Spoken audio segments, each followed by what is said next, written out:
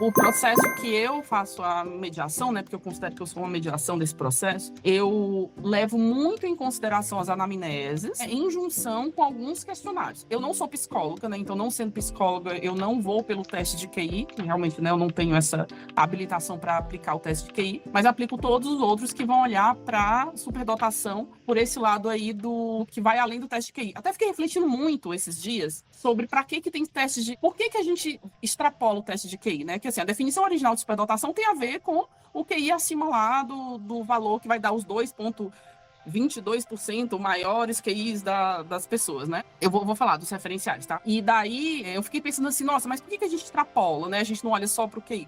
Porque justamente, se você for pensar bem, o que você tem, né? Pessoas com esse QI muito alto vão ter determinadas características sociais, né? Comportamentais, de interação, tipicamente, né? Você vai ter lá um conjunto de características que não é que cada um tem todas, mas todos têm algumas, muitas dessas características. Mas aí você tem um pessoal que às vezes o QI falha, que às vezes o QI não vai... porque é um teste que vai pegar, por mais que seja a tentativa de medir a inteligência geral, ele é um teste, ele tem suas falhas com determinados grupos, tem suas falhas quando a pessoa também tem TDAH, quando a pessoa também tem uma série de coisas, tá em depressão, tem uma série de coisas que podem atrapalhar o teste de QI. E então daí a gente olha também para as características que são desse grupinho aqui que está no QI bem alto, mas que aparecem em um outro grupo de pessoas que talvez o QI não dê tão alto como eu falei, né, por falhas do teste, mas ainda tem aquelas características daquele grupo de QI muito alto. Então continua nesse conjunto de pessoas. E aí que vem esses olhares em relação ao que o Renzulli traz, ao que o Dabrowski traz, a todos esses outros teóricos que não vão olhar só para o teste de QI.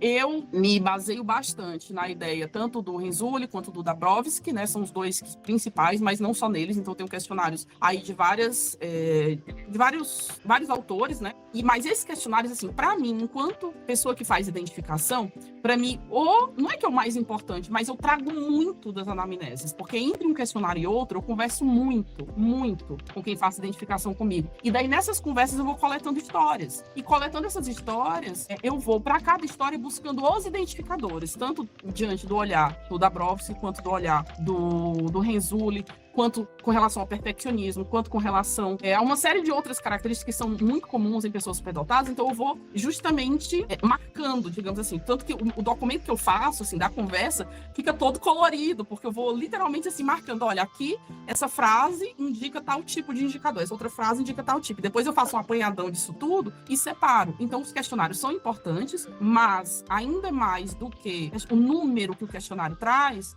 eu vejo muito essa questão aí das anamneses, né? Não é só uma, são várias anamneses. É por isso, inclusive, que eu não pego muitas identificações por vez. Eu não sou uma pessoa que, se você me disser assim, não, então você vai... Se você tiver 10 pessoas querendo fazer identificação ao mesmo tempo com você vai fazer? Eu falei, não vou. Uma das razões é essa, porque eu vou muito na análise da anamnese, isso dá trabalho, muito trabalho, e eu não vou só fazer uma tabela com os números dos questionários. A outra coisa é que eu, enquanto pessoa superdotada, eu entro muito forte nas histórias das pessoas. Assim, a minha parte imaginativa ela é bem acentuada. Então, quando eu faço, né, as conversas, claro, as pessoas acabam me contando situações sensíveis, acabam me contando várias coisas. Né? Eu não sou psicóloga, mas acaba sendo uma relação quase aí de psicologia, de terapia, né? Quase. Não é, né? Mas quase, porque as pessoas me contam coisas. E eu entro muito na história das pessoas, assim, no nível que eu tenho que ter muito cuidado para não me misturar com a história da pessoa. E